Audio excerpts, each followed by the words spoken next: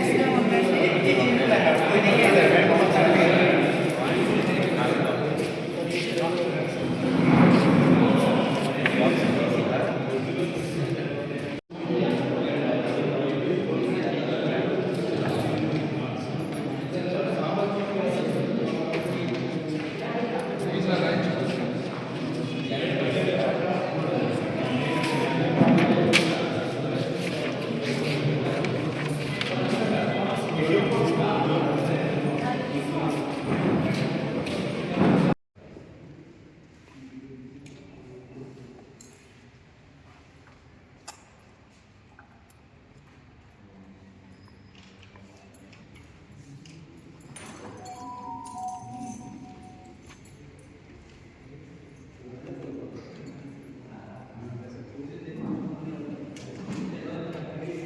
నమస్తే అండి, నా పేరు doctor D Venkata Sambasiva Rao, oncologist from Medicover cancer institute, Visakhapatnam.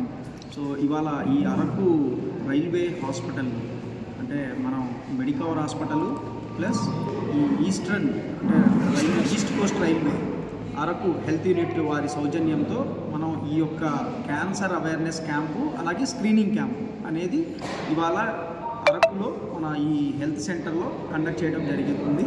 So దీనిలో ముఖ్యంగా ఎందుకంటే మనం రీసెంట్గా కూడా ఈ ఫిబ్రవరి నెలలో ఫిబ్రవరి 4న వరల్డ్ క్యాన్సర్ డే అనేది కూడా చేసాము.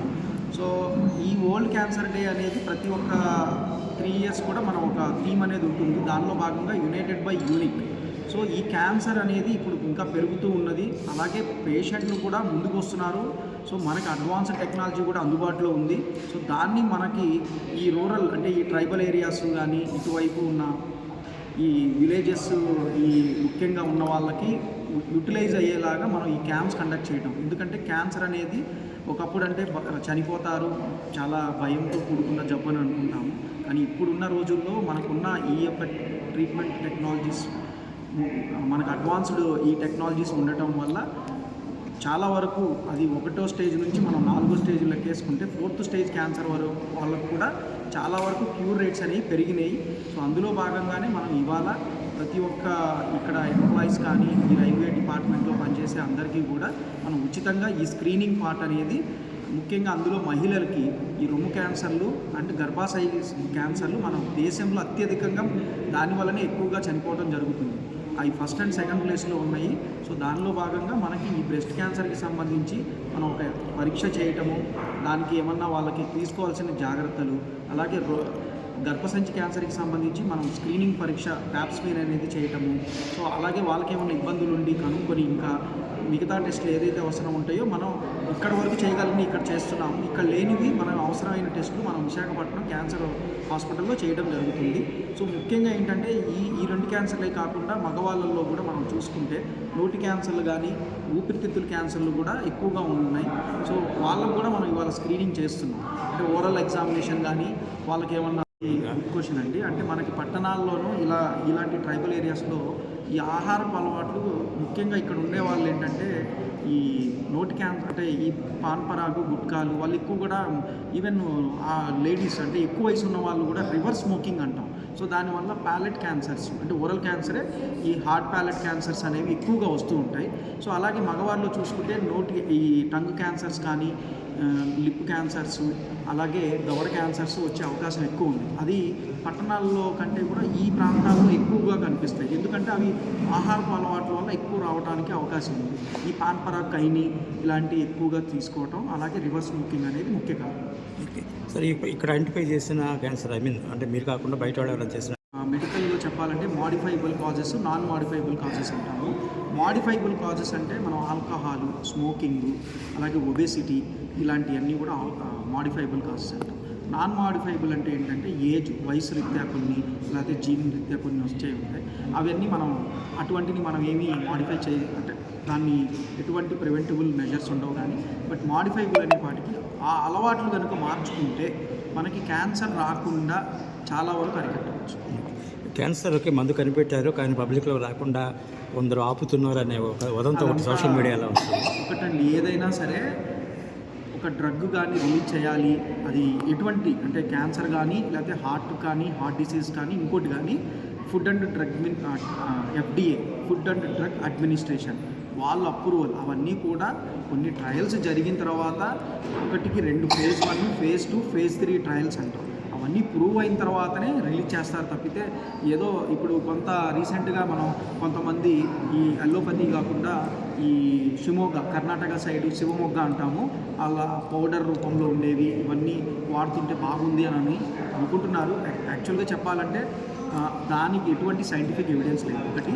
రెండోది అది ఓన్లీ ఇమ్యూన్ బూస్టర్, అంటే మనలో ఉన్న నిరోధక ఈ మన ఇమ్యూనిటీ లెవెల్ని ఇంక్రీజ్ చేయడమే తప్పితే క్యాన్సర్ కణాల మీద ఎటువంటి యాక్షన్ అయితే ఉండదు.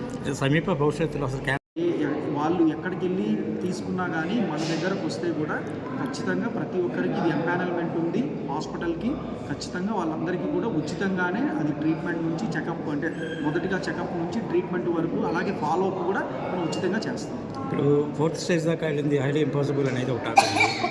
4th స్టేజ్ దాకా వెళ్ళింది కీమోథెరపీకి అయింది, సర్వే అవ్వటం హైలీ ఇంపాసిబుల్ అనేది ఒక టాక్ ఉంది. దాని మీద డెవలప్మెంట్స్ అందులో మనం ముఖ్యంగా చాలామంది మీరు అన్నది కూడా వెరీ ఇంపార్టెంట్ క్వశ్చన్ అండి. ఏంటంటే ఈ 4th స్టేజ్ అంటే కొంతమందికి ఎటువంటి సిమ్టమ్స్ ఉండవు, కానీ వాళ్ళు ఎక్కడో కొద్దిగా చిన్న ఇబ్బందితో హాస్పిటల్కి వచ్చిన తర్వాత ఓవరాల్గా అన్ని టెస్టులు చేసిన తర్వాత ఇది 4th స్టేజ్ క్యాన్సరు అని బయటపడుతుంది. అప్పటి వరకు వాళ్ళు ఏ సిమ్టమ్స్ ఉండవు.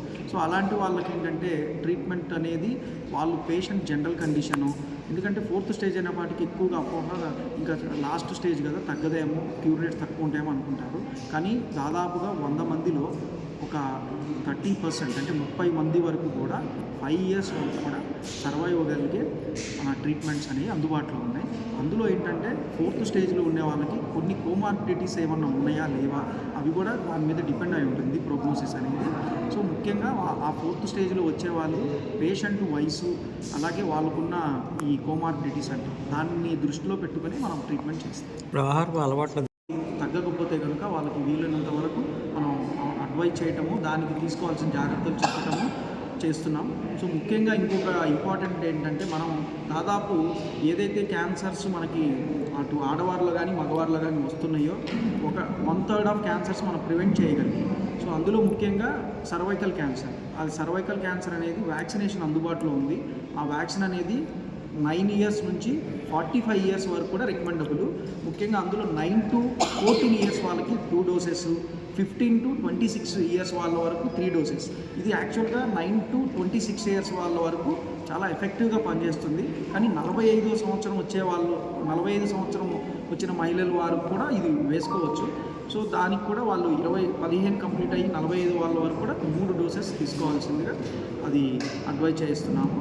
సో అలాగే మనకి రొమ్ము క్యాన్సర్కి సంబంధించి కూడా మనం ఇవాళ ఎగ్జామినేషన్ కానీ తర్వాత మ్యామోగ్రఫీ కూడా చేయటం జరుగుతుంది.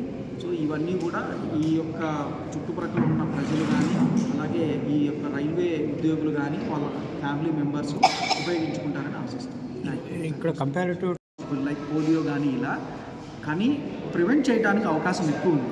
అవి లైఫ్ స్టైల్ కానీ, ఎందుకంటే మనం ఎన్ని క్యాంపులు చేసి ఎంత అవేర్నెస్ చేస్తున్నా పబ్లిక్ చాలా వరకు కూడా బయట ఫుడ్స్, స్పైసీ మసాలా రోడ్స్ అంటే ఎక్కువగా అంటే అవన్నీ కూడా ప్రిజర్వ్డ్ ఫుడ్స్, ఫ్యాట్ ఎక్కువ ఉండేవి, ఆయిల్ యూజ్ చేసినవి, అలాగే కొన్ని ఈ అలవాట్లు స్మోకింగ్ అంటే వాళ్ళు మానేద్దాం అనుకుంటారు కానీ మానలేదు.